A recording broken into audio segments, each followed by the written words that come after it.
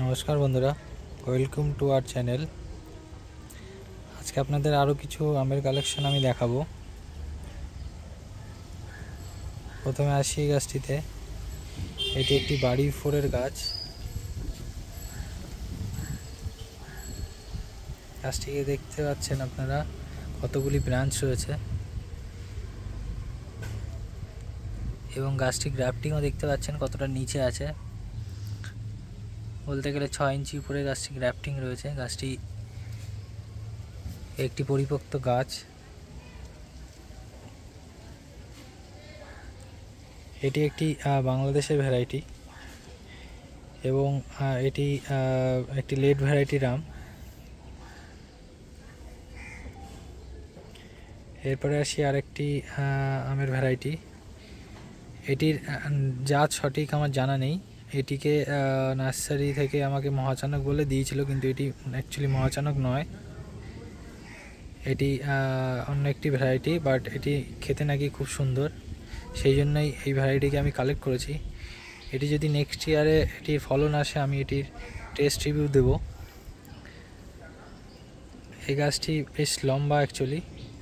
এরও গ্রাফটিং দেখতে পাচ্ছেন কতটা নিচে। আর এই গাছগুলি সবই 10 ইঞ্চির জিও ব্যাগে বসানো, আর নিচে সব ড্রেন সেল ম্যাট দেওয়া আছে গাছগুলির, যাতে জল সোপ না করে।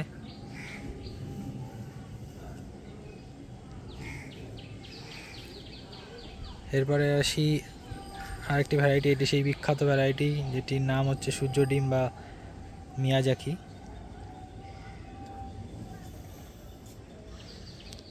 গাছগুলি দেখতে পাচ্ছেন একদম সতেজ।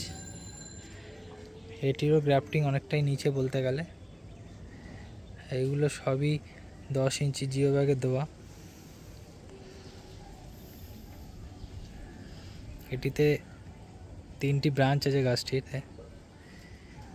এই গাছগুলি সবই এবছর জিও ব্যাগে বসানো।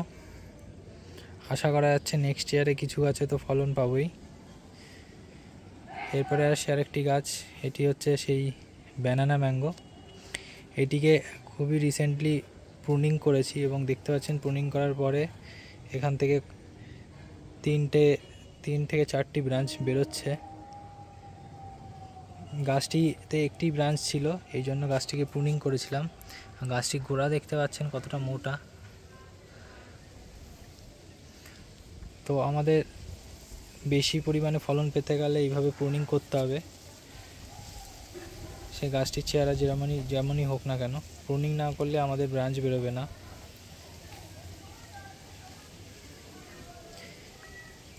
এরপরে আসি আরও কিছু ভ্যারাইটির যেগুলি আমার কাছে রয়েছে।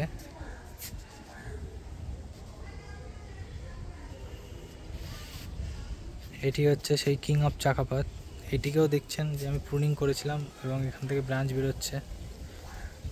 এখানেও 3-4টে ব্রাঞ্চ বেরোচ্ছে এটা থেকে। এগুলি সবই এবছর বসানো জিও ব্যাগে।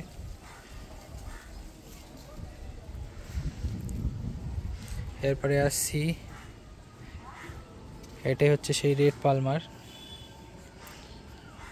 এটিকেও প্রুনিং করেছিলাম এবং এটি থেকেও দেখতে পাচ্ছেন যে কতগুলি ব্রাঞ্চ বেরোচ্ছে। 3 থেকে 4টি ব্রাঞ্চ এটা থেকেও বেরোচ্ছে।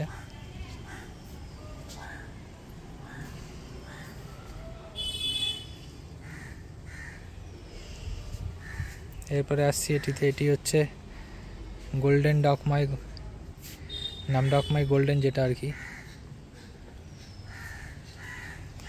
এই গাছটি হচ্ছে জোর কলমের গাছ।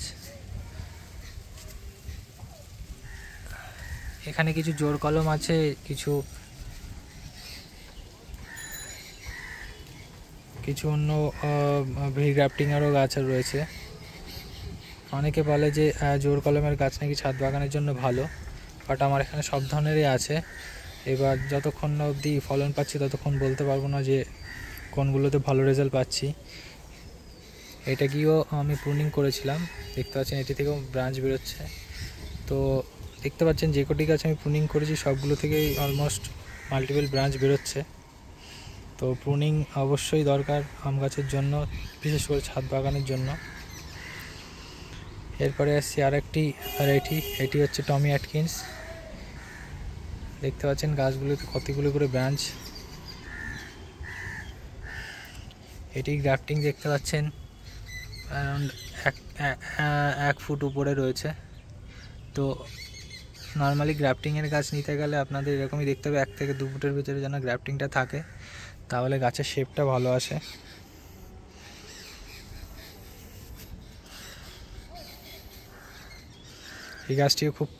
এই আমটিও খুব খেতে সুস্বাদু এবং দেখতে খুব সুন্দর হয়। এটি এবং রেড পালমার অলমোস্ট সেম দেখতে বলা যায়, কিন্তু এটির থেকে অবশ্য রেড পালমার খেতে ভালো। এরপরে আসি আরেকটি, এটি একটি কাটিমন। এই গাছটি একটু পুরনো গাছ, আমি যদিও এখনও ফলন পাইনি, আমি রিসেন্টলি এটিকে এনেছি এবং এটিতে 12 ইঞ্চি একটি ব্যাগে বসানো, গ্রো ব্যাগে। এটি জিও ব্যাগে বসানো নেই, এটি একটি গ্রো ব্যাগে বসানো নর্মাল। এটি থেকেও ব্রাঞ্চ বেরোচ্ছে দেখতে পাচ্ছি। গাছটিতে হয়তো আম হয়েছিল আগে, কিন্তু আমি আনার পর এখন এটাতে আমি কোনো ফুল বা ফল দেখিনি। এরপরে আসি আরেকটি প্রজাতি, এটি হচ্ছে সেই রেড আইভরি বা চিয়াংমাই। পাতা দেখলেই গাছটি বোঝা যায়, পাতাগুলি সরু সরু হয়, লম্বা লম্বা। এগুলি সবই গ্রো ব্যাগে বসানো, জিও ব্যাগে।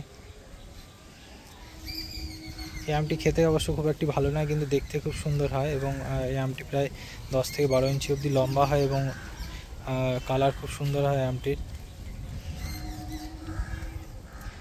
এরপরে লাস্ট আরেকটি ভ্যারাইটিতে আসছি, সেটি হচ্ছে এটি হচ্ছে সেই গৌরমতি আম। এই গাছটিও জোর কলমের একটি গাছ।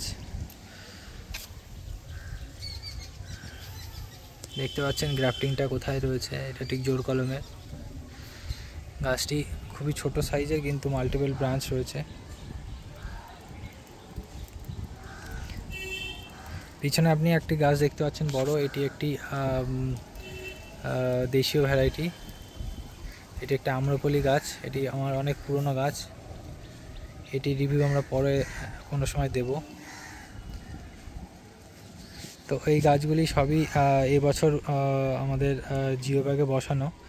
তো নেক্সট ইয়ার যদি ফলন হয় আমি আপনাদের অবশ্যই এগুলো রিভিউ দেবো, আর অবশ্যই এগুলোর গ্রোথ নিয়ে আবার পরবর্তী ভিডিওতে আমি কোনো একটি ভিডিওতে রিভিউ দেবো। এর আগে আমি আরও কিছু গাছের ভিডিও দেখিয়েছিলাম যেগুলো নতুন ভ্যারাইটি ছিল, তো সেগুলোরও আপডেট আসতে থাকবে আস্তে আস্তে। তো আজকের জন্য এইটুকু, ধন্যবাদ।